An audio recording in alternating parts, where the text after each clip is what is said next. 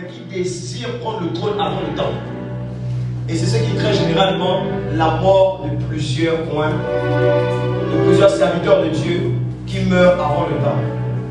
Amen. David est rentré dans la grotte. Et la Bible dit qu'il y avait plus de 400 personnes avec lui. Des personnes endettées, des créanciers, des gens qui souffraient. Mais ils étaient avec David. Parce que lorsqu'ils regardaient David, ils ne voyaient pas en David l'homme qui était en train de souffrir maintenant. Mais ils avaient la révélation dans leur esprit que dans la vie de David, il y avait l'onction de Dieu. Ça veut dire qu'un homme peut marcher maintenant de manière insignifiante. Mais si une personne a le regard prophétique, capable de discerner ce que la personne transporte, même si la personne marche à pied, ces gens-là vont marcher à pied avec lui. Parce qu'ils savent que après-demain, il pourra marcher dans un Rolls Rover. Il pourra rouler dans une Lamborghini. Et ils ont la révélation de qui est cette personne. Nous, on ne juge pas une personne par son aspect présent. Et ces personnes, ils étaient encore plus endettés. Vous pensez que David avait besoin des personnes qui étaient endettées? Il avait certainement besoin des grands partenaires, des gens qui allaient lui donner des millions pour que sa vie évolue. Mais il se rend compte que des personnes que Dieu envoie sont des personnes qui souffrent encore plus que lui. Et il y a certains serviteurs de Dieu qui vivent cette situation, mais ils ne comprennent pas.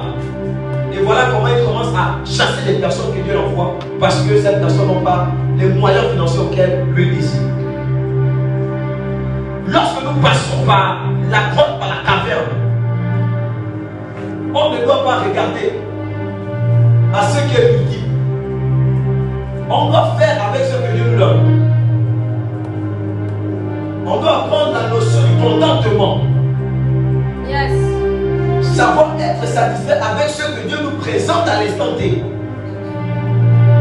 Ce que j'aime avec David, c'est qu'il n'a pas chassé ces 400 personnes.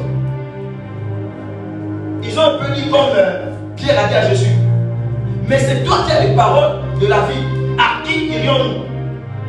Ils l'ont dit à David, peut-être dans une autre façon. Mais c'est toi qui es moins pour être roi. Si on ne te suit pas, on va encore suivre qui?